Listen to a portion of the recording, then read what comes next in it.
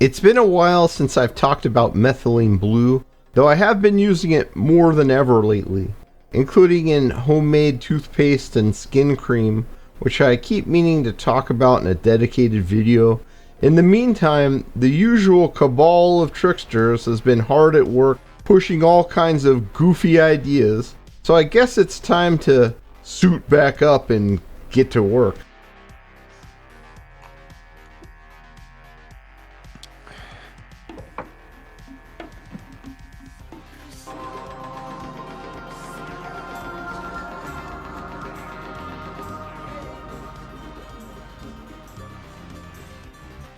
I'll start with what our good friend Paul Saladino has to say on the matter. He's a former carnivore who emphasized liver consumption. Then he started eating large amounts of fruit and honey for some reason, and still calls himself a carnivore. Not to mention, he sells special so-called glyphosate-free honey. So let's see what this guy has to say. So methylene blue was originally developed as a textiles dye, and you can see why. It's a beautiful blue color. It was discovered in 1876 by a gentleman named Heinrich Caro and was originally synthesized from coal tar, so it's petroleum derived. Today it is synthesized from dimethylanilin, which is also a petroleum derivative. So if that matters to you, I think about that sometimes. Your methylene blue is a petroleum derivative. Now, what's the deal with this? Why are people taking it today? People are taking this and showing their blue tongues, saying that it makes them feel good, that it improves their energy, that it's giving them superhuman powers. But when you actually look at the research here, there are some major considerations and some big concerns to think about. So the first thing to consider here is what this molecule actually does in your body. It does a couple of things. One of the more important things that it does in your body is inhibit an enzyme called monoamine oxidase A. Primarily, it's a very strong inhibitor of MAOA, which breaks down monoamine molecules like serotonin, and it also inhibits monoamine oxidase B, but to a lesser extent. So it's really important to understand that when you take methylene blue, you are affecting serotonin metabolism in your brain and in your body. By inhibiting MAOA in a significant way, you are increasing the amount of serotonin, a neurotransmitter, in the synaptic cleft between the neurons, because that's where it gets broken down by these monoamine oxidase enzymes. We'll come back to why that's so important later in this video, but for now, it's very important to understand this because if you're taking anything already that is going to increase your serotonin, you're at an increased risk of serotonin syndrome, something that is very unpleasant and is characterized by heart palpitations, sweating, anxiety, and can lead to pretty major medical complications and potentially even death. If you're taking an SSRI antidepressant, an SNRI antidepressant, a TCA, a tricyclic antidepressant, you're taking St. John's wort, rhodiola, 5-HTP, all of these compounds can increase serotonin in your body and they can interact with methylene blue. So you should not take methylene blue. First off, I want to talk about how it's made a bit since he brought that up. Is synthetic really so bad? I was talking to someone who was defending allulose, or maybe I should say she was worshipping allulose. And to my surprise, she said it's all natural and it's made from corn. How wonderful. In reality, over 90% is made from genetically engineered toxic mold. That is, it's biosynthetic in GMO. Sure, it's mold that's fed GMO corn and GMO soy, which by the way is going to bring along a lot of glyphosate and other pesticides and herbicides. Yet, it must be understood they process the corn or soy by putting it in a vat of black goo. So it also has loads of neurotoxins because that's what's naturally in the toxic mold. That's why it's so incredibly dangerous in homes. And these have to be filtered out somehow. And we just have to kind of take their word that it's actually all out of there at the end. There's also going to be lots of allergens in there as well. And for supplements, the filtering and testing is generally pretty good by the better and bigger brands. But in the food realm, it's basically non-existent. That's why you should never trust any of the food additives you see on labels to be anything but poison. They may be called natural, like citric acid, but today it's not made from a lemon. It's made in a factory somewhere, and it's using the same biosynthetic process, and it's completely untested in America. And these are going to be full of the same toxins and allergens. You have to ask yourself, are people getting more type 1 diabetes, kidney issues, and thyroid issues today out of the blue? Or is it largely from autoimmune issues from a toxic diet full of allergens? It's hard to say, but I would suspect that packaged kibble foods are part of the problem here, and a big part of it. And this problem is only growing worse and worse over time. There were several cases of people dying from biosynthetic tryptophan back in the 80s, and that led to a tryptophan ban and the supplement industry moving towards fully synthetic amino acids made from ammonia. Someone sent me an interesting article showing the ban happened at pretty much the exact same time that SSRIs were put on the market. In fact, it may have been the same exact day, which is an interesting coincidence because tryptophan indirectly increases serotonin in the brain. For things like amino acids and other simple compounds, making them is a simple process with no room for serious contaminants, and the methylene blue process is somewhat similar. Unfortunately, cheap methylene blue might have some arsenic in it from water concentration, but the stuff made in Germany and the USA is not going to have this issue. And there's also some pharma grade stuff from India that uses the better process. Unfortunately, there's no true independent third-party testing available for methylene blue. There is for most supplements. So I'm not going to recommend any brands to anyone. So sorry to the people who keep asking, but I'm not going to recommend something unless I have hard data to back it up. But if it's produced in Germany or the USA, and you can confirm this, then it should be fine. And some of the stuff sourced from other countries is probably good as well, and it may be cheaper. And frankly, you probably have more arsenic in your food and water than you could possibly get out of methylene blue because of the small doses involved. You're only going to take about 1 milligram up to 20 milligrams of methylene blue, but you could easily eat a pound of rice a day, and there's up to 300 parts per billion of arsenic, even in organic rice.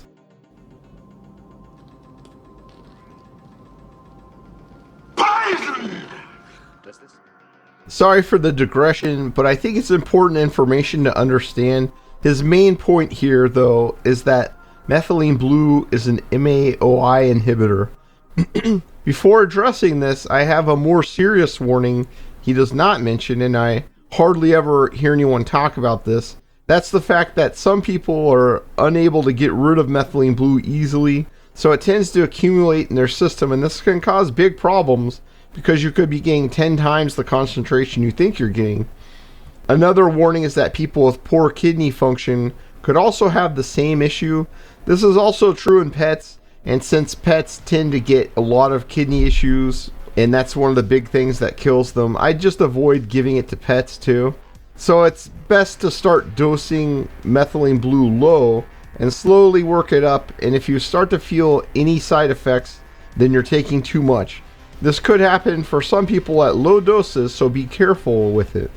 Methylene blue could potentially be a longevity or life extending agent, but if you go too high with it, it's definitely going to have the opposite effect. As far as MAOI inhibition goes, again, the place it might be dangerous is with these same people that can't excrete it properly, and of course taking certain medications he already mentioned. Considering these medications are known to lead to brain shrinkage and many other issues, and they're very dependence forming, you may not be able to get off them once you get on, then personally I would just never take them, let alone combine them with methylene blue, but sometimes people do have to. I've also heard some people say you can judge how much to take by your urine color, but I don't suggest that method. Whether your urine turns blue depends on how much water you drink and how well your body is filtering it out, and also the other things that you're eating and drinking. That means for some people, by the time your urine turns blue, you're going to have a pretty large amount of this stuff in your system. While some people suggest very large doses of methylene blue, and it used to be available over the counter in 30 milligram pills, and no one ever died from taking it over the counter.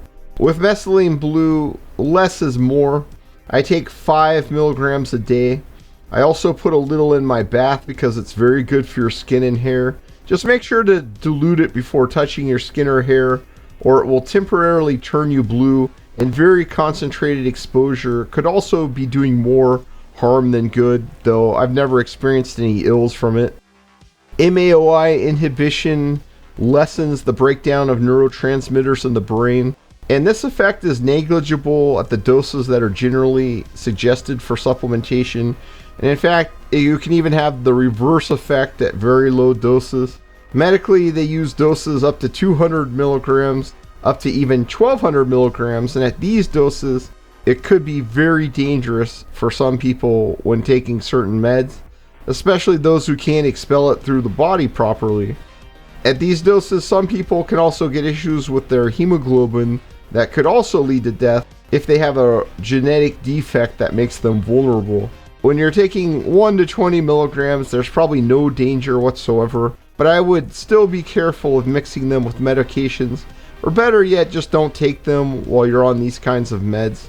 At the end of the day, serotonin syndrome, which is what he is warning against, is very rare. There's only a couple recorded cases of it with methylene blue, and that was very high doses used in certain medical procedures, not in the tiny doses people buying methylene blue over the counter use. But if you do take those large doses, then yes, it could become a serious problem. If you take large amounts, you'll also likely have issues with your gut microbiome as well, and you probably wouldn't really like that very much. And it's important to understand that if your mitochondria work well, methylene blue is actually doing you no favors.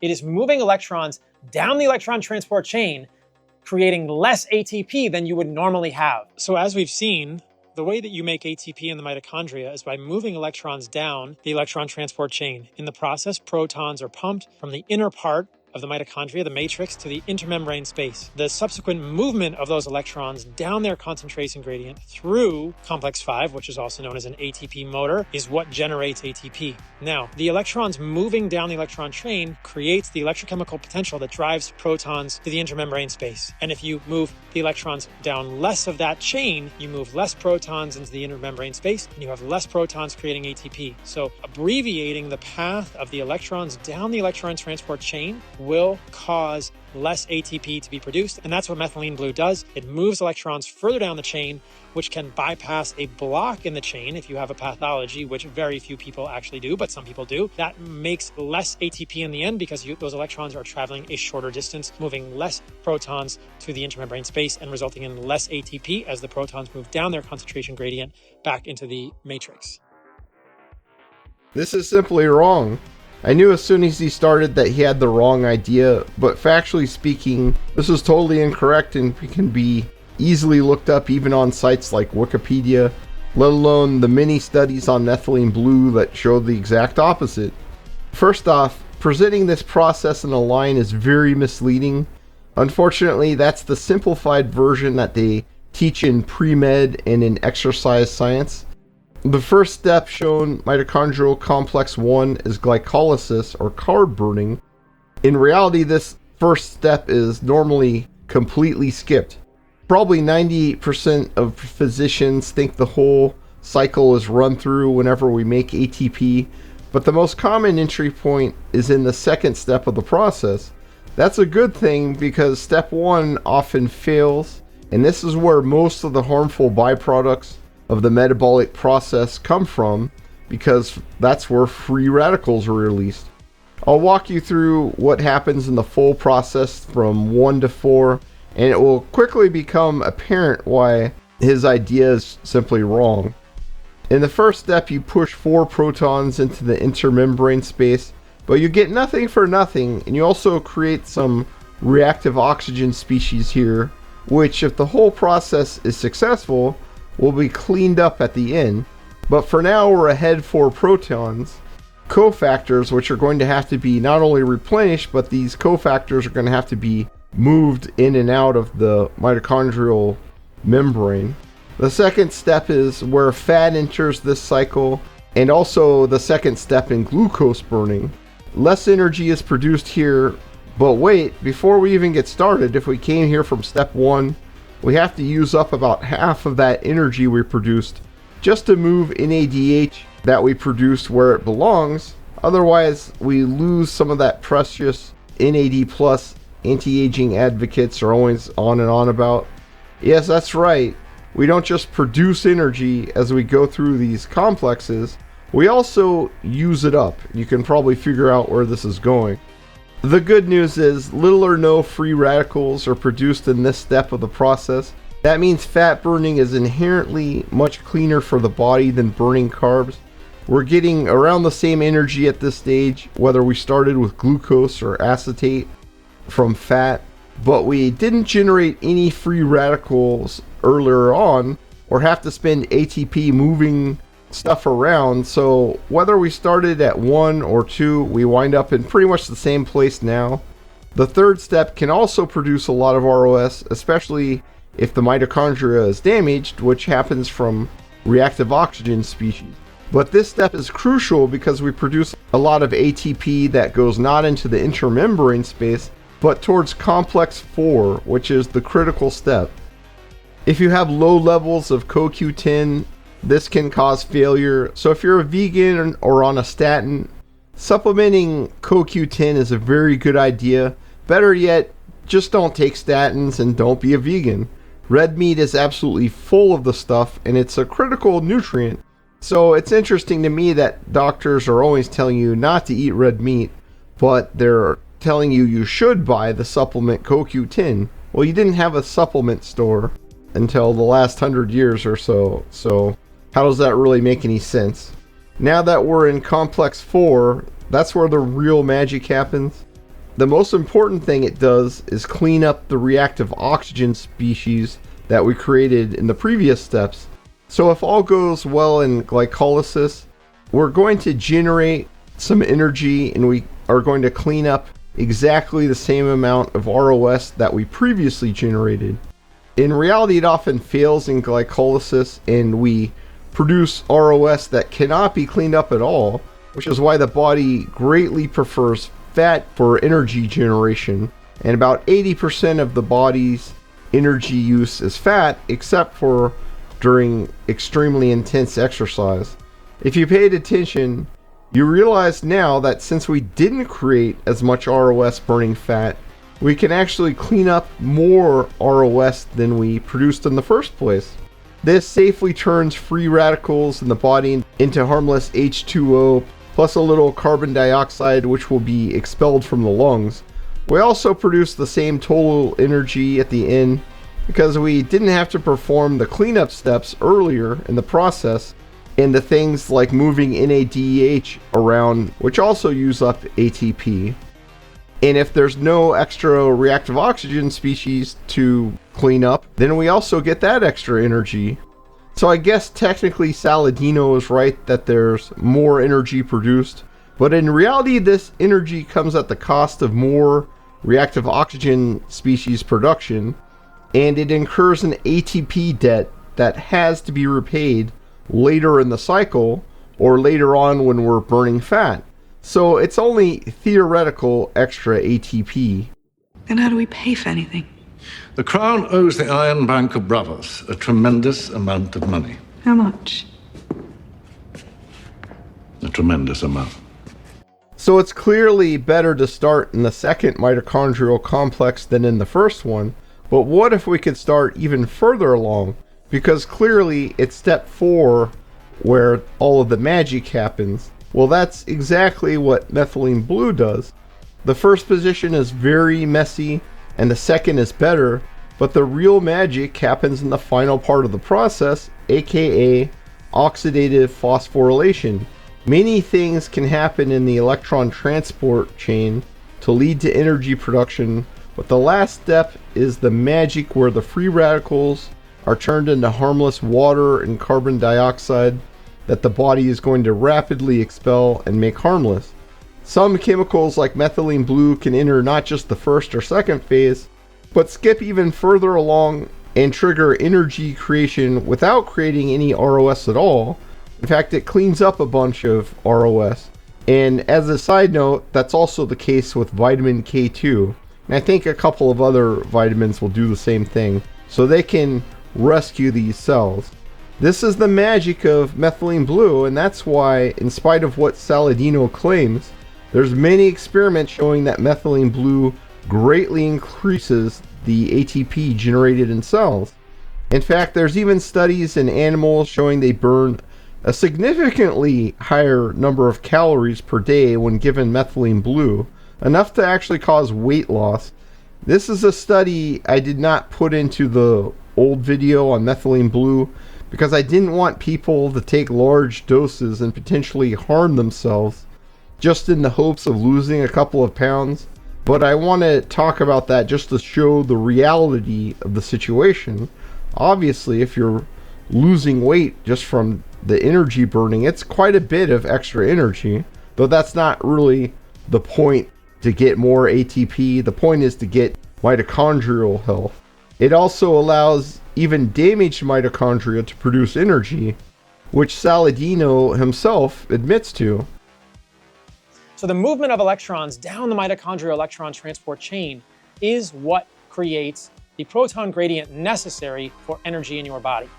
This is relevant to methylene blue because methylene blue is effective at bypassing blocks in that mitochondrial electron transport chain. Blocks at complex 1, blocks potentially at complex 2, 3, or 4.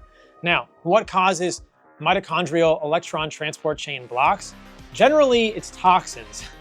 Now, some of us may not have proper functioning of our mitochondrial electron transport chains because we are metabolically unwell, but I think a lot of you guys who are taking methylene blue are pretty darn healthy and your mitochondria work well. Methylene blue does not speed electrons through the imaginary ECT tunnel, electron transport tunnel, as he seems to think. It simply skips to the end of the process, right to the good part. In reality, every single person, even an infant, has some dysfunctional mitochondria. These mitochondria not only fail to produce energy, but they still grind away attempting to do so, and this creates damaging reactive oxygen species because they're unable to complete the cleanup phase of the process, aka go through the whole oxidative phosphorylation process. This does damage to other mitochondria and to DNA in the cell nucleus by creating nasty byproducts like malondialdehyde. This ultimately leads to senescent zombie cells and eventually cancer. When you supply energy to these unhealthy mitochondria, they can signal cell apoptosis, and that means these senescent cells will die off in a controlled manner. This also applies to cancer cells, which can also be destroyed in this manner. And you'll get a lot fewer problems once you stop these rogue cells that cause so much damage. I'm sorry I caused all that throat cancer and all that bowel cancer. I was just on a roll. Methylene blue inhibits nitric oxide production. I think that's indisputable. Everybody who is an advocate for methylene blue will agree. So the question I get in the emails, the texts, the phone calls, well, should I take methylene blue? And my resounding answer every single time is no. If you have malaria, if you have some type of infection, and you're under the direct supervision of a physician who in his best medical judgment thinks you could benefit from methylene blue treatment, then perhaps. But to use this prophylactically on a daily basis is not a good idea. And so the question you have to ask yourself is inhibiting nitric oxide production a good idea? And I'll put my 25 years of basic science, hundreds of peer-reviewed papers published, 400 international lectures on nitric oxide and say that anything that inhibits nitric oxide production is going to accelerate aging and lead to a rapid onset of all, if not most, if not all, age-related chronic disease. Inhibiting nitric oxide production causes blood pressure to go up, causes erectile dysfunction, increases inflammation, decreases the mobilization of stem cells, inhibits mitochondrial function. These are lies. None of this is real. It's intriguing, but it's wrong.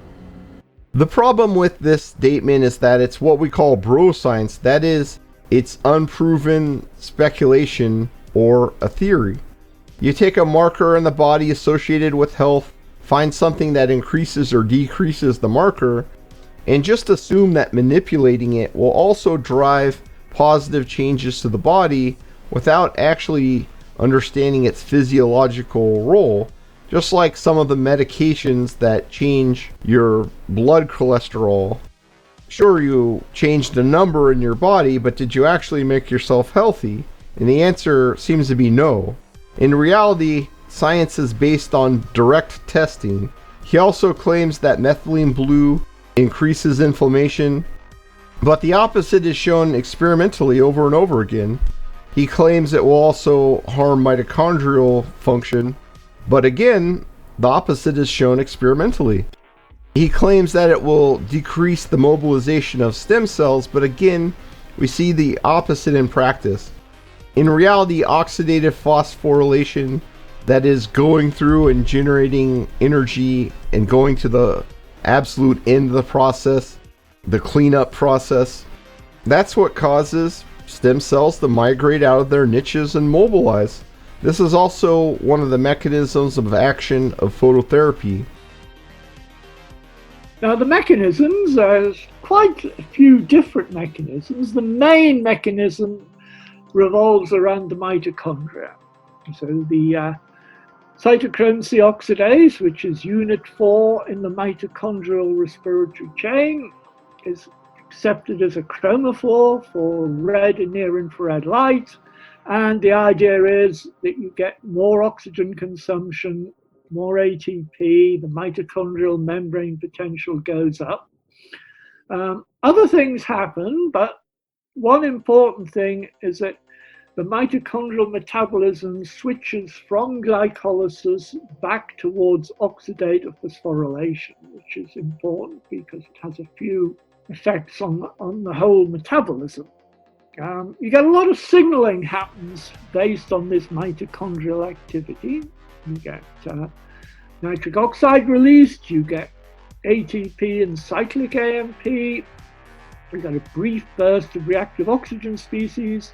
These activate transcription factors, so Jun-Phos is AP1, I-kappa B allows NF-kappa B to go to the nucleus, and these transcription factors can trigger the expression of over 100 different genes, which is a long-lasting effect. So these proteins that are triggered by these transcription factors will last for hours, days, and even weeks. So a single exposure to light can have long-lasting effects.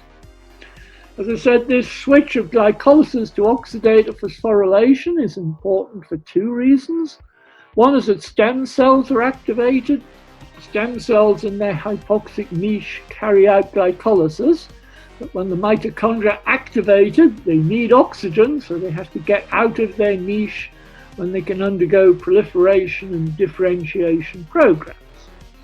The second effect of this glycolysis to OXPHOS switch is anti-inflammatory.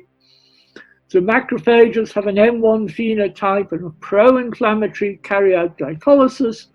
When OXPHOS is activated, they switch to the M2 anti-inflammatory phenotype.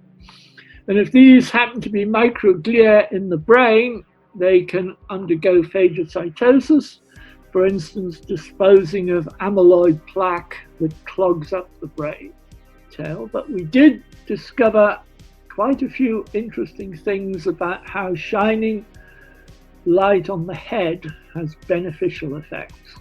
And we've summarized them in this diagram here. So there's a lot of different processes here, and there is positive evidence for all of them, actually. It's important to understand that correlation and causation are not the same. It's also important to understand that experimental intervention does show causation. So once you have that, you can't pretend that the opposite might be true anymore.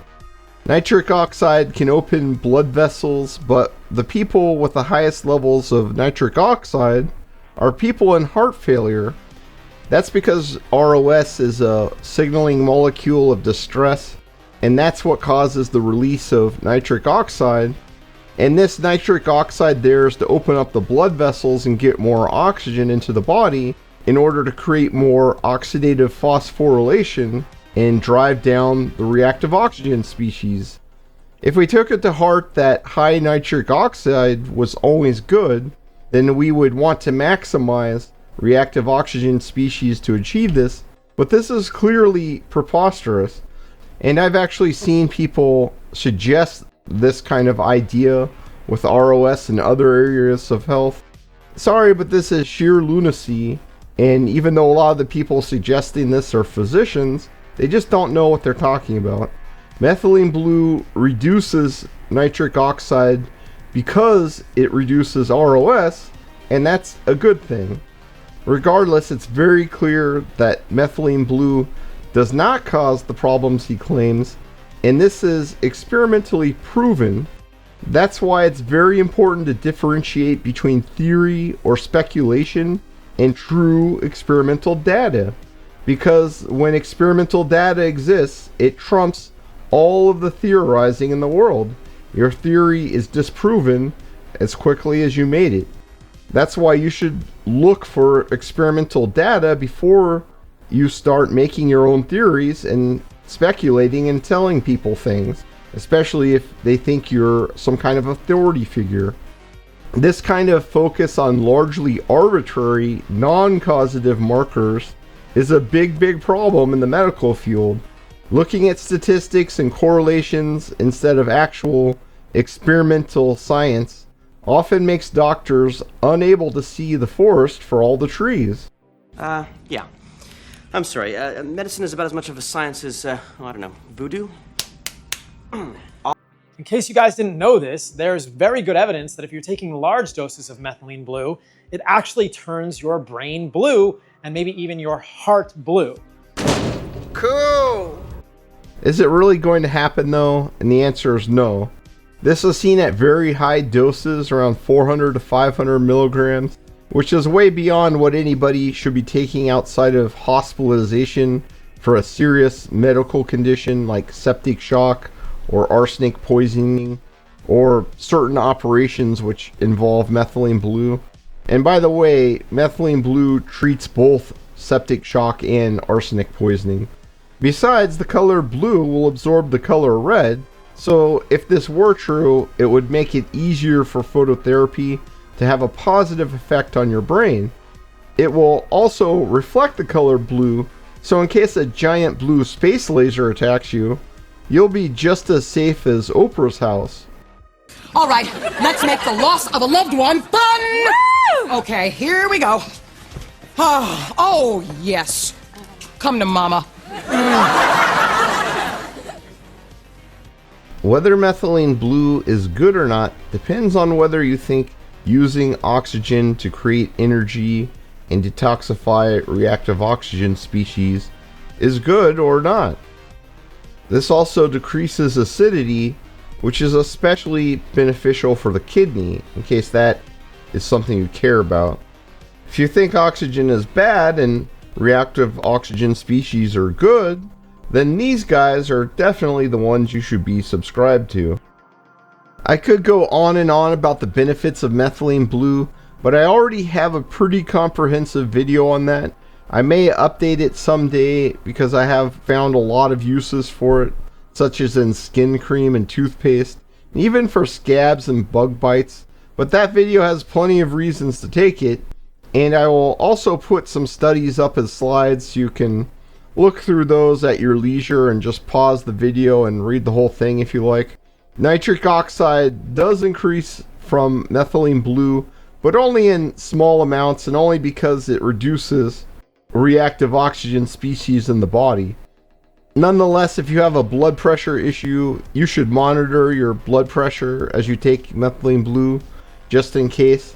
Some people are much more sensitive to methylene blue, so you should start with a small dose and only increase it cautiously. I take about 5 milligrams a day, but doses of 1 milligram to 20 milligrams are also suitable for most people. Many people go beyond that, but that's when the side effects tend to occur. Keep in mind that medically, methylene blue is used at up to 1200 milligrams in a single dose, and only a few cases of serotonin syndrome from methylene blue have been reported in the century and a half that it's been in use. Even so, I'd only use it very cautiously when taken with psych meds, if taking it at all, and tell your doctor about it. Methylene blue also won't reduce the total ATP produced by cells. Instead, it will increase it, which is very easy to see by looking for a few studies and seeing if that's true. It also allows broken mitochondria to produce ATP, which allows them to induce apoptosis in senescent cells and in cancer cells. All of these complaints are simply contrafactual, and they're based on misunderstanding both scientific method and basic biology. And these claims are all proven false experimentally. That's all I have to say for now, but I'm sure I'll talk about methylene blue again in the future. But in the meantime, rest well, dream of large women.